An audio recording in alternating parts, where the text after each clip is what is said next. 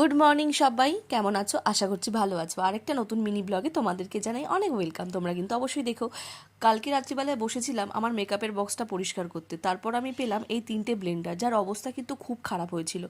আমি এখন মেকআপ করছি না, কারণ প্রেগনেন্সি টাইম চলছে বলে। আর দিয়া মেকআপ করে করে ব্লেন্ডারগুলোর অবস্থা পুরো একদম যাতা করে ফেলেছে। আর এই মেকআপ তুলতে সারা রাত আমাকে ব্লেন্ডারটাকে ভেজাতে হয়েছিল। তারপর খেয়ে নিলাম মায়ের হাতের গরম গরম রুটি, আর তার সাথে আলু ভেন্ডির তরকারি। আর তারপর খেয়ে নিলাম দুধ। দুধ খাওয়া স্বাস্থ্যের পক্ষে খুব ভালো, সেটা তো সবাই জানে। তারপর আর কি, দুই বোন মিলে বসে পড়লাম একটু স্কিন কেয়ার করতে। বেশ কয়েকদিন ধরে পার্লার যেতে পারছি না, তাই জন্য ওকেই বললাম ফেসিয়াল রেজার দিয়ে ভালো করে আমার স্কিনটাকে ক্লিন কর।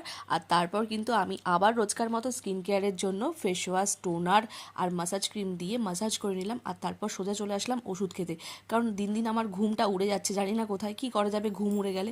তারপর বরের কাছে খেয়েছি প্রচণ্ড ঝাড় ঘুমানোর জন্য। যাই হোক, এখন তাড়াতাড়ি ঘুমাতে হবে স্কিন ভালো রাখার জন্য, আর নাহলে বরের বকা শুনতে হবে। ভালো লাগলে লাইক, কমেন্ট, চ্যানেলটা